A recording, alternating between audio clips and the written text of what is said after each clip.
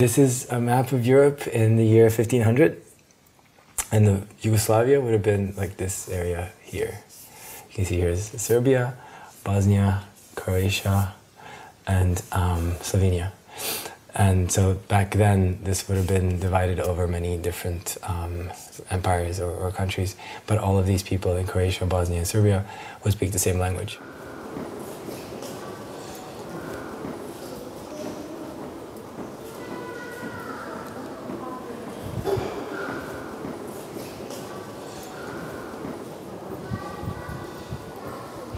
In Yugoslavia at large, it started in 1991 when I was 10 years old. At first it was in a different part of Yugoslavia, in Croatia, and then slowly things got worse and it sort of started spreading to Bosnia, and there were lots of signs, but I wasn't well informed enough to know everything that was going on. I was a kid, I didn't want to expect or fear the worst. Our parents either were themselves willfully blind or never talked to us about it. But I know that we waited until the last possible moment to leave. I remember being really confused, really scared, really a little excited that something so strange and unusual was happening. But it was terrible, I think.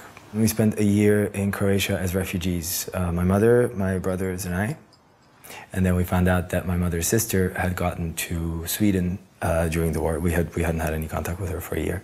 And we ended up in southern Sweden and stayed there for 7.5 years, during which, we became Swedish, especially the kids, in many ways. We got Swedish citizenship.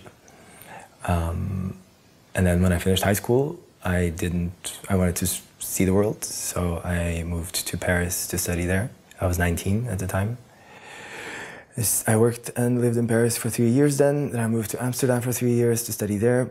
And then I moved back to Paris to finish my master's. And after that, moved to Berlin in 2009. I think what happened in Yugoslavia in the 90s was that, first of all, there was this huge economic crisis. In one lifetime, the lifetime of my parents, people went from, a world in which everything was always going to get better, that we were always going to have more things, more freedom, more happiness, into a world where you couldn't really expect or rely on anything, and things were just getting worse all the time. From the beginning, human rights violations on a massive scale, completely unnecessary too. There was ethnic cleansing, there was mass murder of civilians, concentration camps, rape camps, and this for many years. So this is the house where I grew up. So basically it's a 16-story residential building, and this is the 11th floor, and this is our apartment here. And here you see the marker of a grenade impact, which is where a projectile hit the building and basically set our whole apartment ablaze.